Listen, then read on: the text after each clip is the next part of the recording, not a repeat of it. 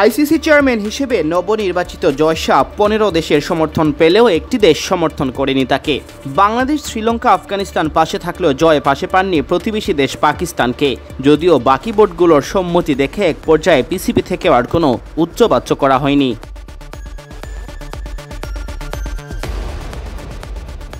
আইসিসিতে বর্তমানে সদস্য 16টি। জয় শাহ যখন আইসিসি চেয়ারম্যান হওয়ার জন্য মনোনয়ন দাখিল করেন তখন 15 সদস্যই তার পক্ষে ছিল, শুধু পিসিবি তাকে ভোট দেয়নি। তবে শেষ পর্যন্ত পিসিবি নেয় নীরব দর্শকের ভূমিকা।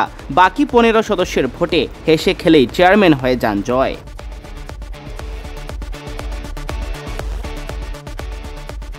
আইসিসির পঞ্চম ভারতীয় চেয়ারম্যান জয়। আগামী 1 ডিসেম্বর যিনি দায়িত্ব নেবেন। 2019 সালের অক্টোবর থেকে বিসিসিআই এর সেক্রেটারি ও 2021 সালের জানুয়ারি থেকে এসিসির সভাপতির দায়িত্ব পালন করছেন তিনি।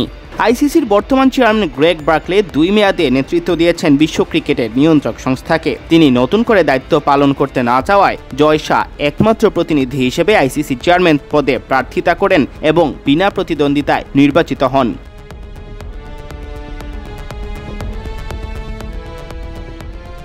নতুন সভাপতি হিসেবে নির্বাচিত হয়ে 2028 লস অ্যাঞ্জেলস অলিম্পিকে ক্রিকেটের অন্তর্ভুক্তির ব্যাপারে আশাবাদী জয় শাহ। তিনি বলেন, আমাকে আইসিসি চেয়ারম্যান হিসেবে বেছে নেওয়ায় আমি কৃতজ্ঞ। ক্রিকেটের বিশ্বায়নের লক্ষ্যে আমি আইসিসি টিম ও সদস্য দেশগুলোর সাথে কাজ করতে প্রতিশ্রুতিবদ্ধ।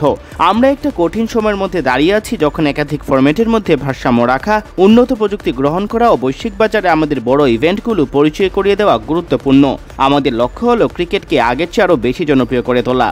বিশ্বব্যাপী ক্রিকেটের প্রতি ভালোবাসা বৃদ্ধিতে কাজ করার ওপর জোরদার আরোপ করে জয় শাহ আরও জানান, লস অ্যাঞ্জেলস অলিম্পিকে ক্রিকেটের অন্তর্ভুক্তি খেলার পরিসর বাড়াতে সহায়তা করবে।